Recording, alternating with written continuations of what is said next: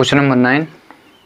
The sum of three consecutive multiple of 7 is 777. Then find the number. Solution. Let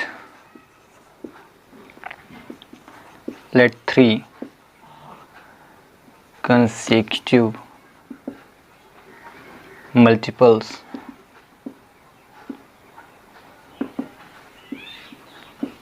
of 7 is, first को हम x लेंगे, दूसरी x plus 7 and third and x plus 14। जैसे हम इससे पहले वाले क्वेश्चन को 8th को किए थे, क्वेश्चन क्या बोल रहा है कि 7 के 3 गुणजों का जो योगफल है वो कितना है, 777 है। तो वो संख्याएं ज्ञात करना है। तो हमने पहली को x, दूसरे को x प्लस 7 और तीसरे को x प्लस 14 मान लिया। 7 का टेबल पढ़ते जाना है, ऐड करते जाना है, बट 3 ही चाहिए थे, ठीक है। फिर इनका क्या बोला है, सम कर दो। तो सम कर देते हैं, x plus 7 plus x plus 14, तो कितना आना चाहिए, 777। वेरिएबल्स को ऐड करिए, x x x यानी 3x, नंबर्स को add, then 21 is equal 777। Then 3x is equal, variables को रख करके नंबर्स को उधर ले जाना है। 3x is equal 657, x is equal 756 में हम 3 का डिवाइड कर देंगे, क्योंकि इधर मल्टीपल में है तो उधर कंफर्म है कि डिवाइड में ही जाएगा। और डिवाइड में जाने के बाद आपको 3 का डिविजिबिलिटी रूल अप्लाई करना है। तो 3 2 जा 6, 3 5 जा 15, 3 2 जा 6। This is the value of x। अब जब x की वैल्यू फाइंड आउट हो जाए, देन आपको क्या करना है, यहाँ पे सभी मल्टीपल्स निकाल लेने हैं। Now first multiples of 7 is equal x, then x की वैल्यू 252। ऐसे लिखेंगे, second multiple of 7 is equal, क्या सेकंड को क्या माना गया, x plus 7, then x plus 7, put it the value of x 252 plus 7 then equal 259, and third multiple of 7 is equal x plus 14, ये हमने माना था। तो कितना हो जाएगा, 252 में 14 ऐड करेंगे, 4 2 6 516, और ये हुआ 200। पहला हुआ 252, फिर दूसरा कितना हुआ 7 2 9 259, और तीसरा 4 2 6 और 516 266। इस प्रकार से क्वेश्चन नंबर 9 हुआ solve. Question number 10, the denominator of a fraction is 4 more than the numerator if the sum of the numerator and denominator is 20, then find the fraction. तो सॉल्यूशन, इसमें बोला गया कि डिनोमिनेटर न्यूमरेटर क्या होता है, या न्यूमरेटर होता है डिनोमिनेटर। बोला गया कि डिनोमिनेटर जो है वो न्यूमरेटर से कितना है, मोर देन 4 है। तो डिनोमिनेटर इससे न्यूमरेटर से कितना है, मोर देन 4 है। तो न्यूमरेटर से ये देखिए, मोर देन का मतलब होता है 4 अधिक है, ठीक है। द डिनोमिनेटर और न्यूमरेटर का सम करना है, और सम कितना होता है 20। Then find the fraction. अब फ्रैक्शन किससे मिलके बना होता है, फ्रैक्शन न्यूमरेटर और डिनोमिनेटर से मिलके बना होता है। तो हम यहाँ पे क्या करेंगे, डिनोमिनेटर को बोल दिया फ्रैक्शन इज, डिनोमिनेटर का जो फ्रैक्शन का डिनोमिनेटर है 4 मोर देन न्यूमरेटर है। तो न्यूमरेटर को हम मान लेते हैं x। Let the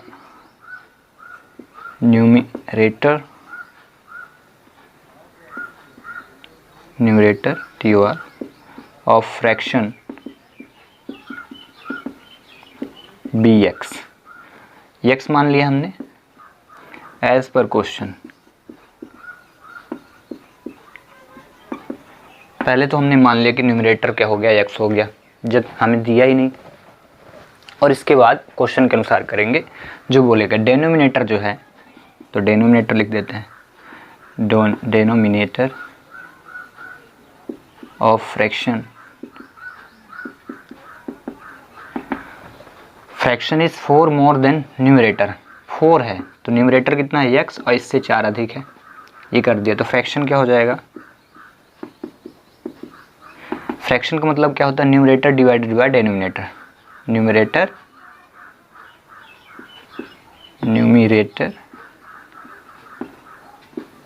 divided by denominator, ये होता है फ्रैक्शन। तो न्यूमरेटर कितना लिया हमने, न्यूमरेटर को x लिया और डेनोमिनेटर कितना x प्लस 4, ये फ्रैक्शन हुआ। अब आगे क्या बोलता है, न्यूमरेटर और डेनोमिनेटर को आप क्या कर दो, सम कर दो। तो चलो सम कर देते हैं। तो x प्लस एक्स प्लस 4 दोनों को सम कर देना है, तो कितना हो जाएगा 20। चलो सॉल्व कर देते हैं। पहले बोला सम कर दो यानी जोड़ दो, और जोड़ करके जैसे ही ऐड कर दो उसको निकाल देते हैं। तो कितना हुआ, वेरिएबल ऐड हो तो 2x plus 4 is equal 20, then 20 minus 4, then 2x is equal 16, then x is equal कितना 16 डिवाइडेड बाई 2, ये 2 का डिविजिबिलिटी रूल तो 8 आ गया। x की वैल्यू आई और x हमने क्या माना था, न्यूमरेटर को, न्यूमरेटर आ गया। अब रख देते हैं डेनोमिनेटर, तो फ्रैक्शन क्या हो जाएगा, यहाँ पे लिख देंगे देयरफॉर लिखेंगे। इतना करने के बाद आपको क्या लिखना है, यहाँ से लिखना है therefore fraction is equal numerator divided by denominator, ठीक है। और ये x अपॉन x प्लस 4 लिख देना, पूरा लिखना है, जितना मैंने टिक कर दी इतना पूरा लिखने के बाद आपको क्या करना है, x की वैल्यू रख देना है। तो पहले ऊपर रख दिए 8 और नीचे x की वैल्यू 8 प्लस 4, तो कितना हो जाएगा, इम्प्लाइज इक्वल लगाते हैं। तो 8 हुआ, 8 अपॉन 8 फॉर 4 यानी 12। तो फ्रैक्शन क्या हुआ, 8 upon 12। This is the solution of this question. Question number 11, divide 300 into 3 parts, 300 को 3 भागों में बांटिए।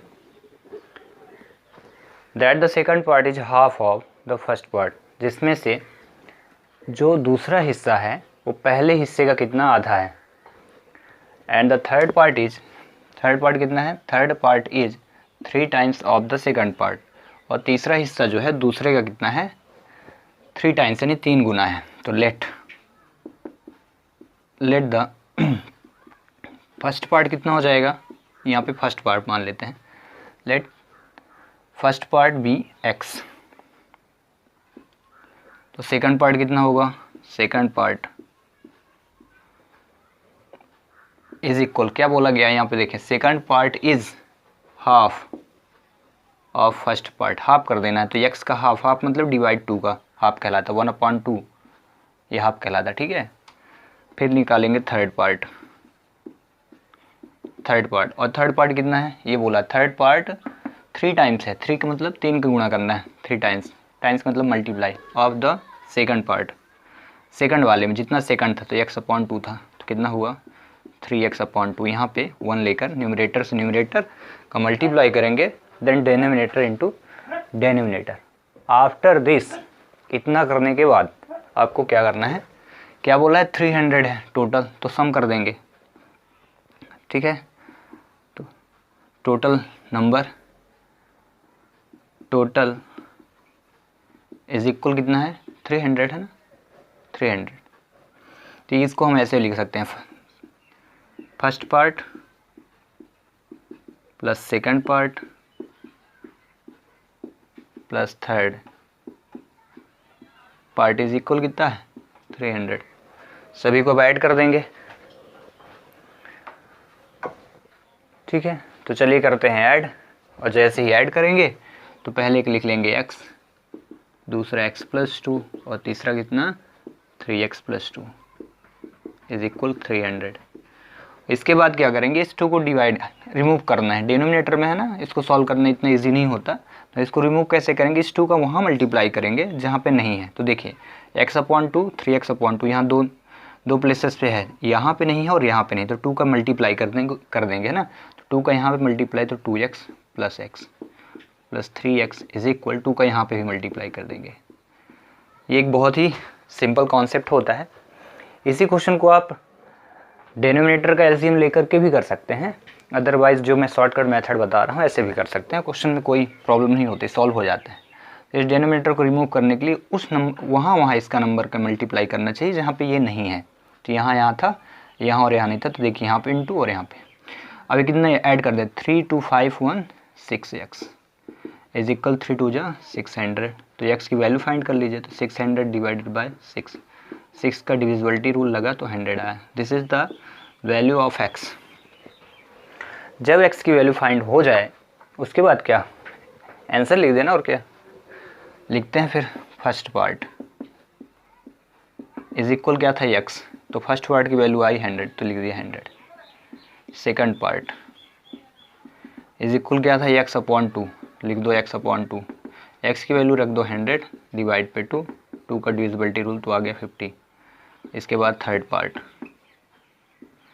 और थर्ड पार्ट कितना है 3x upon 2, then put it here 3x upon 2, 3 into क्या होता है जब नंबर ऑफ वेरिएबल लिखे उनके बीच में सिंबल ना हो तो इंटू लगाना है, मल्टीप्लाई का सिंबल। x की वैल्यू ऑलरेडी हमने फाइंड कर ली थी 100 अपॉन 2, इसको इसमें इंटू कर दीजिए तो कितना हुआ 300 अपॉन 2, 2 से डिवाइड कर दीजिए कितना है 150। और इस प्रकार से तीनों पार्ट हमने फाइंड कर लिए। पहला पार्ट कितना 100 और वो ये रहा, दूसरा पार्ट कितना 50 और तीसरा पार्ट 150। और इस प्रकार से क्वेश्चन नंबर 11 और इस एक्सरसाइज का 2.2 का लास्ट क्वेश्चन हुआ सॉल्व।